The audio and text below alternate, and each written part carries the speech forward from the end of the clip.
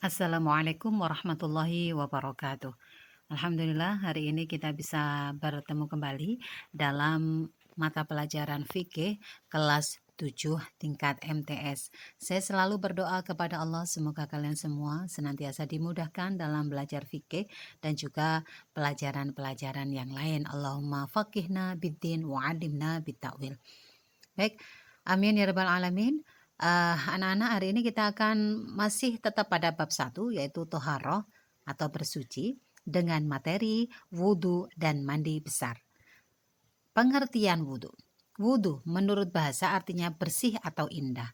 Sedangkan wudhu menurut istilah artinya adalah mensucikan anggota wudhu dengan air yang suci dan mensucikan sesuai dengan syarat dan rukunnya untuk menghilangkan hadas kecil. Selanjutnya syarat wudhu ada 5. Yang pertama Islam, yang kedua tamyiz atau bisa membedakan antara yang baik dan yang buruk, yang ketiga tidak hadas besar, yang keempat memakai air suci yang mensucikan, dan yang kelima tidak ada penghalang sampainya air ke anggota wudhu. Contoh penghalang yang membuat air tidak bisa sampai ke anggota wudhu adalah cat minyak dan juga tip ek.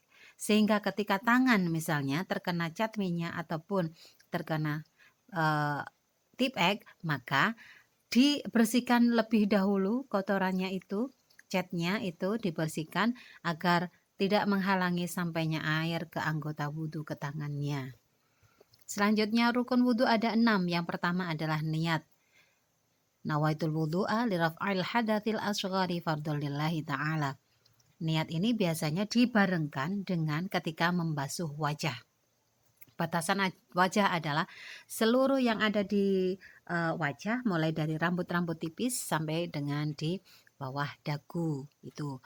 Kemudian yang ketiga membasuh kedua tangan sampai siku.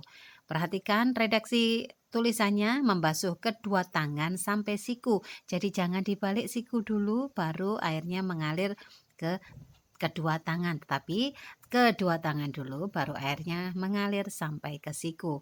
Yang keempat, mengusap sebagian kepala. Mengusap sebagian kepala bahasanya tidak rambut. Kenapa? Karena tidak semua orang memiliki rambut. Ada juga beberapa orang yang botak, maka tetap membasuh atau mengusap sebagian kepala. Yang kelima, membasuh kedua kaki sampai mata kaki.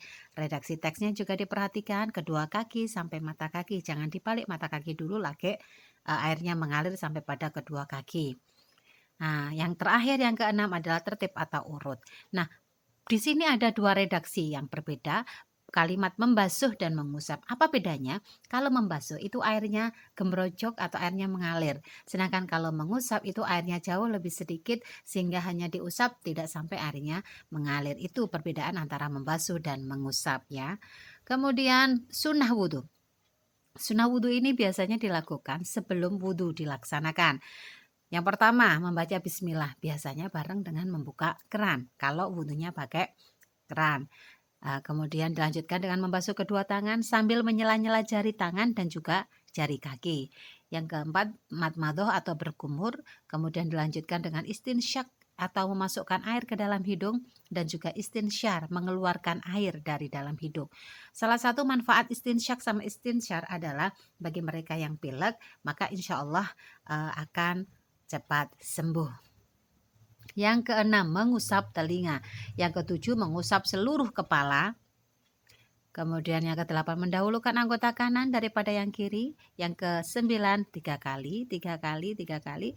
Dan yang kesepuluh, tertib atau urut. Sekarang kita akan membahas tentang yang membatalkan wudhu. Yang membatalkan wudhu itu sama seperti hal-hal yang menyebabkan hadas kecil. Di antaranya, keluarnya sesuatu dari 2 jalan, hilangnya akal, persentuhan kulit lawan jenis yang bukan mahramnya tanpa penghalang, dan yang terakhir menyentuh kemaluan. Dan ini sudah pernah kita jelaskan pada materi sebelumnya. Sekarang yang dilarang ketika sedang hadas kecil adalah sholat, tawaf, khutbah Jum'ah, dan juga menyentuh Al-Quran. Kecuali Al-Quran yang ada terjemahannya dan juga ada tafsirannya, maka boleh memegangnya ketika sedang berhadas kecil. Selanjutnya pengertian mandi. Pengertian mandi adalah mengalirkan air ke seluruh tubuh dari ujung rambut sampai dengan ujung kaki disertai dengan niat.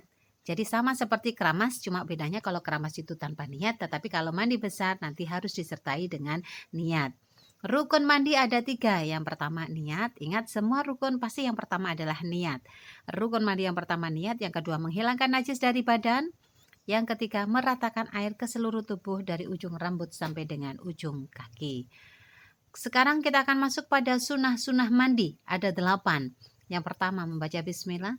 Ini biasanya bareng dengan membuka keran, kemudian berwudu, segera mandi, menggosok seluruh tubuh, mendahulukan anggota yang kanan daripada yang kiri, menyela-nyela jari tangan dan kaki, berturut-turut, dan yang ke-8 adalah menutup aurat atau paling tidak berada di tempat tertutup.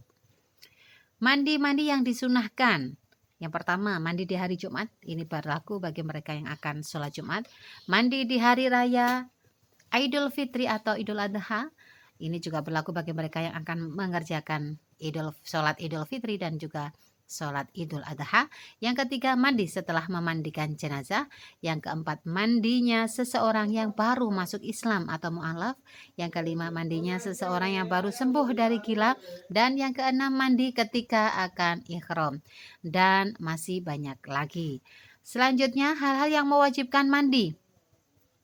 Ada 6 hal. Yang ketiga ini berhubungan dengan laki-laki dan perempuan, yaitu keluarnya mani, bersetubuh, dan meninggal dunia. Sedangkan yang ketiga ini khusus untuk perempuan, yaitu pertama haid, darah yang keluar dari kemaluan wanita dalam keadaan sehat.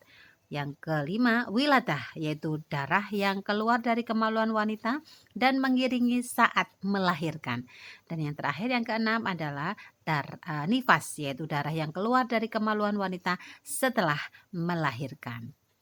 Hal-hal yang dilarang ketika sedang berhadas besar, yaitu sholat, tawaf, berdiam diri di dalam masjid, menyentuh, membawa, dan membaca Al-Quran.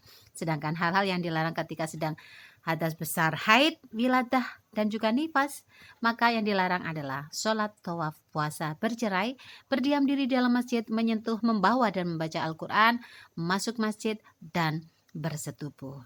Semoga bermanfaat. Allahumma faqihna biddin wa alimna bitta'wil. Saya akhiri. Wassalamualaikum warahmatullahi wabarakatuh.